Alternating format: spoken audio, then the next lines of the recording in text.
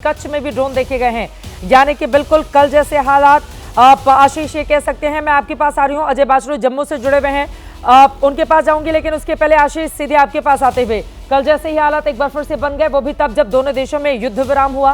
बिल्कुल, ये तो अधमरे साहब को जिंदा छोड़ने जैसा है कि जिस तरह से अभी थोड़ी देर पहले ही सीज फायर का ऐलान हुआ और उसके बाद देखिए 11 लोकेशन उधमपुर, अखनूर, नौशेरा, पुंछ, रजौरी, मेंढर, जम्मू, सुंदरबनी, आरएसपुरा, अरनिया, कठुआ और अब तो श्रीनगर में मल्टीपल ब्लास्ट, इस तरह की खबरें आ रही हैं। तो निश्चित तौर पे बड़ा डिस्टर्बिंग है। पता नहीं ये कैसा सीज फायर है जिसको इतनी जल्दी पाकिस्तान ने उल्लंघन किया और लगातार वहां से श्रीनगर के कई इलाकों में धमाके की खबर आ रही है, जैसा कि आशीष ने जानकारी दी है।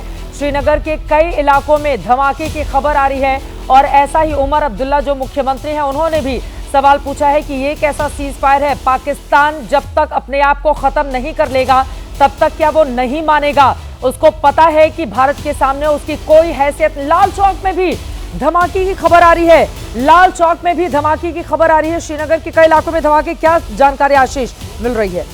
चित्रा बता रहा था, खुद जेएंडके पुलिस के सोर्सेज ने हमें कंफर्म किया है कि मल्टीपल एक्सप्लोजन्स की आवाजें आई हैं श्रीनगर में। उसको कोरोबरेट वहां के हमारे सहयोगी जरूर करेंगे। तो ये बड़ा डिस्टर्बिंग है। कम से कम अच्छी बात यह है कि बॉर्डर सिक्योरिटी फोर्स को, जो मेरी जानकारी है टॉप सोर्सेज ने हमें बताया है कि उनको फ्री हैंड दे दिया गया है, माकूल जवाब दें। जिस तरह से सीज फायर वायलेशन पाकिस्तान की तरफ से किया जा रहा है, उसका उसी अंदाज में बीएसएफ जवाब भी दे रही है। लाल चौक में तो युद्ध विराम की खबर आने के बाद से चहल पहल लौट आई थी। वहां पर लोग दुकानें भी खोलने लगे थे और भारी तादाद में लोगों की मौजूदगी भी।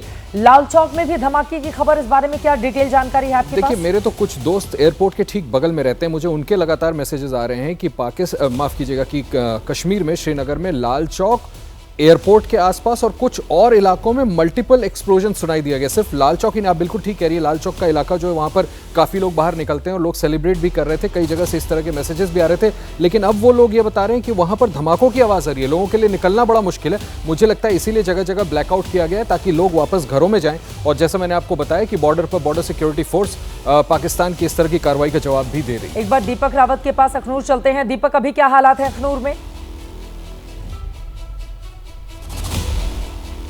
लगातार फायरिंग हो रही है चित्रा यहाँ पर, और लगातार पुलिस की तरफ से पेट्रोलिंग भी की जा रही है। जो भी लोग बाहर दिखाई दे रहे हैं उनको कहा जा रहा है कि वो सीधा अपने घरों की तरफ जाएं, क्योंकि आज जिस तरीके से सीज फायर की बात सामने आई थी और उसके बाद लोगों की चहलकदमी बढ़ गई थी बाज़ारों में, क्योंकि आज पूरा दिन अखनूर शहर का बाज़ार बंद रहा है। क्योंकि कल जिस तरीके से रात भर फायरिंग होती रही, आज पूरे दिन भर अखनूर के जो एलओसी के इलाके हैं वहाँ पर लगातार फायरिंग होती रही, जिसकी वजह से पुलिस को आज पूरे दिन ये मार्केट बंद करना पड़ा था। लेकिन शाम के वक्त जब सीज फायर की घोषणा हुई तो लोगों ने अपनी दुकानें खोलनी शुरू की थी, लोग बाज़ार में निकलना शुरू हुए थे। लेकिन जब देखा कि पाकिस्तान अपनी हरकतों से बाज नहीं आ रहा है, लगातार फायरिंग हो रही है, तो उसके बाद पूरा का पूरा बाजार एक बार फिर से बंद करा दिया गया है। अभी देखिए ये तमाम दुकानें हैं जो आप देख रहे हैं, ये थोड़ी देर पहले से खुली थी, अब ये पूरी तरह से बंद कर दी गई हैं। किसी प्रकार की कोई लाइट यहाँ पर नहीं जल रही है, प्रॉपर ब्लैकआउट कर दिया गया है। पुलिस लगातार जो गाड़ियाँ भी गुजर रही हैं उनको भी ये निर्देश दे रहे हैं कि वो लाइट बंद करके चलें, क्योंकि कभी भी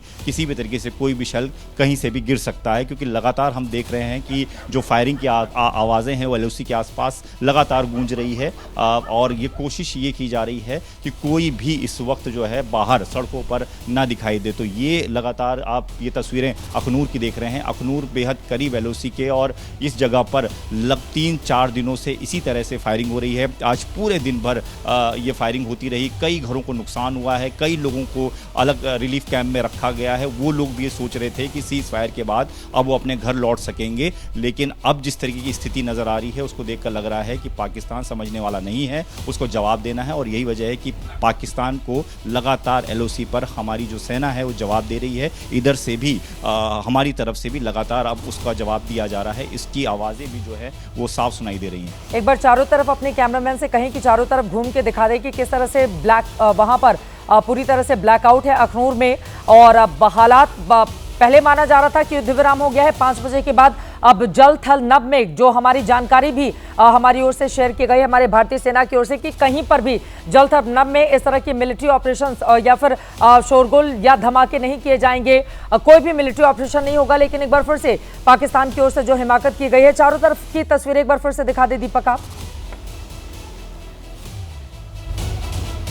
जी, मैं बिल्कुल अपने कैमरामैन सुनील पांडे से कहूँगा जो पूरे चारों तरफ की तस्वीर आपको दिखाएंगे। देखिए बहुत बड़ा मार्केट है, अखनूर सिटी का मार्केट है और यहाँ से जब आप आगे बढ़ते हैं तब आपको LOC जो है वो नज़दीक नज़र आती है। यहाँ आप देखिए ये पूरा चौक है, ये चौक जहाँ पर जो अक्सर गुलजार रहता है, जहाँ पर लोगों की भीड़ रहती है, वो पूरी तरह से घुप अंधेरे में आपको नज़र आएगा। ये दुकानें हैं, हालांकि मेरी जो कैमरे की लाइट है उसकी वजह से आपको थोड़ा बहुत चीज़ें नज़र आ रही हैं, लेकिन उस लाइट को भी लगातार बंद करने के निर्देश दिए जा रहे हैं और हम भी उस ज़्यादा देर तक उसे ऑन नहीं रख सकते। लेकिन ये देखिए जो गाड़ियाँ यहाँ गुजर रही हैं उनको जो लोग यहाँ पर हैं वो निर्देश दे रहे हैं। देखिए सामने ये लोग निर्देश दे रहे हैं कि गाड़ी की लाइट बंद करके चलें, कहीं पर भी कुछ भी घटना हो सकती है। तो ये इस तरीके से लोग भी काफ़ी एहतियात बरत रहे हैं। पुलिस लगातार